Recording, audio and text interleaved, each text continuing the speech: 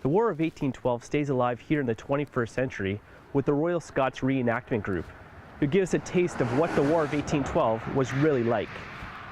The Royal Scots are portraying the Battle of Longwoods, an encounter between British and American troops on March 4th, 1814. When the British charged up the hill, 52 were wounded and about 16 were killed.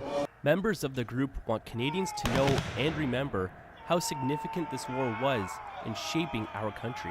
It is a major event in Canadian history because we had an opportunity to join the United States, and we did.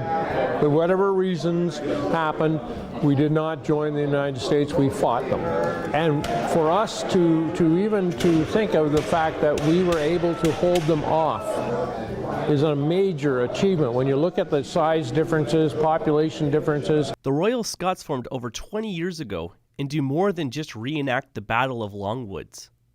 We're also involved in a lot of strong educational training of students as well, and that's one of the primary focuses of the group, is to try and teach students in grades 7 and 8 when the curriculum allows them to look at the War of 1812 from a Canadian history perspective.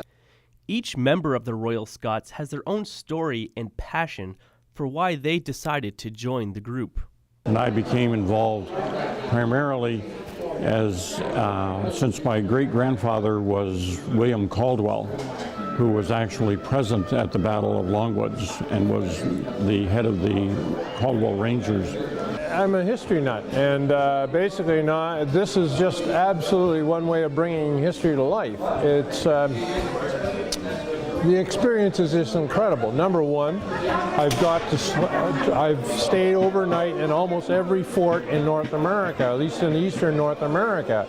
And what other hobby can you do that? And these are where and you have to have an imagination. You have to put yourself back in time. And this is a perfect hobby for that. The lessons learned through reenactment give a different perspective on war and what it was like to be a soldier during those times. And the one thing you learn is the fact that wars are stupid, and that the people that fought them you feel for them.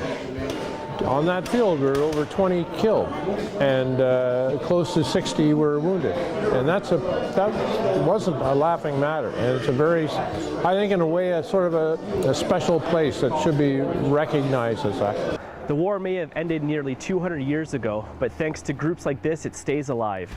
This is Derek DeBolster reporting from Longwoods Conservation Area.